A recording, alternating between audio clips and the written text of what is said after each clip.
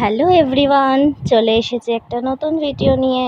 তাহলে দেখে নাও বাড়িতে কিভাবে সহজেই চকলেট আইসক্রিম বানিয়ে নেওয়া যায়।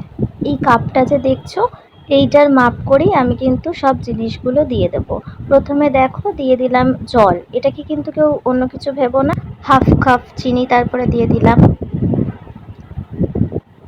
গুঁড়ো দুধ, দিয়ে দিলাম হাফ কাপ।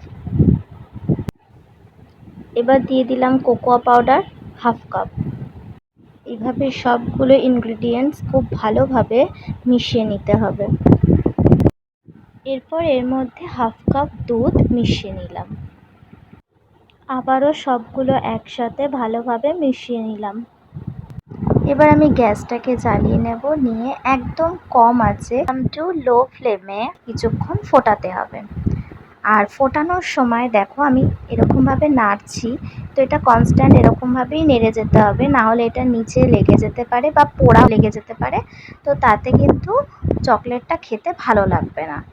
দেখো চকলেটটা যতটা প্রথম দিকে লিকুইড ছিল, তো অনেকটাই ঘন হয়ে এসেছে, আর কালারটাও দেখো অনেকটা ডার্ক হয়ে গেছে। তো আমার চকলেটটা রেডি হয়ে গেছে। এবার একটা বোলে আমি 1 কাপ মতন ট্রপোলাইটের হুইপড ক্রিমটা নিয়ে নিলাম।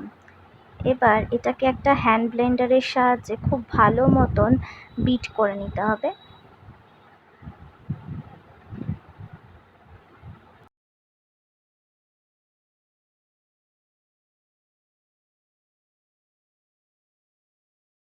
দেখো আমার বিট করা হয়ে গেছে। এবার আমি বোলটাকে উল্টে তোমাদেরকে দেখাচ্ছি। দেখো ক্রিমটা কিন্তু নিচে পড়ছে না। তার মানে আমার এই ক্রিমটা একদম পারফেক্ট হয়েছে।